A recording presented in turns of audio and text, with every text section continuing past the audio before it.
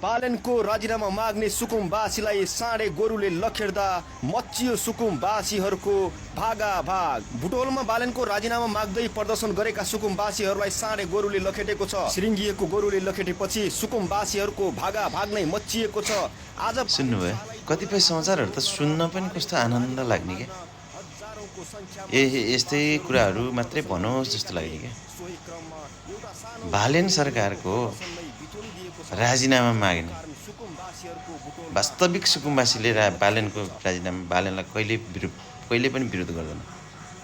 सब यो काङ्ग्रेस एमाले माओवादीहरूको क्यान्टोनमेन्ट जहाँ खडा गरेर बसेको छ नि हो तिनीहरूले हो। देखिस् विरोध नगर क्या केटी हो, विरोध नगर। तिमीहरूलाई गोरुले होइन तिमीहरूलाई बिरालोले नि लखड्छ, बिरालोले नि लखड्छ, मुसाले नि लखड्छ, तिमीहरूलाई कमिलाले टोकेर तिमीहरूलाई लखड्छ। त्यस्तो हो क्या। बालेन सरकार नराम्रो गरेकै छैन, सबै राम्रै काम मात्रै गरिरहेछ।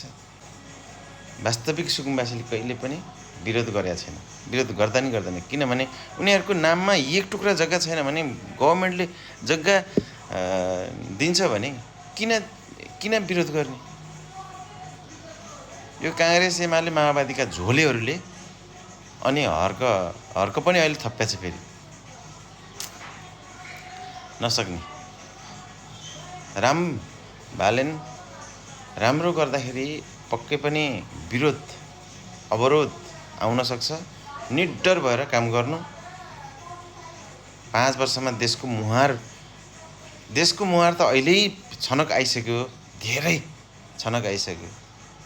हामी अड्डा अदालतमा जाँदाखेरि लाइन बसेर पावर कसैलाई भन्न पर्ने, कसैलाई के गर्नुपर्ने, ओहो एउटा सिफारिस बनाउनको लागि त्यहाँ पार्टीको मान्छे चाहिन्थ्यो। त्यस्तो थियो। अहिले त्यस्तो छैन, हराउँदै गइसक्यो। अब पुरै डिजिटलाइज नेपाल हुन्छ भन्नेमा म एकदम ढुक्क छु। बालेन अगाडि बढ्ने हो, कसैको कुरा सुन्ने होइन। हर्कको त्यो स्ट्याटसको आन्सर दिने होइन क्या। किन दिनु पर्यो? कामले देखाउने हो।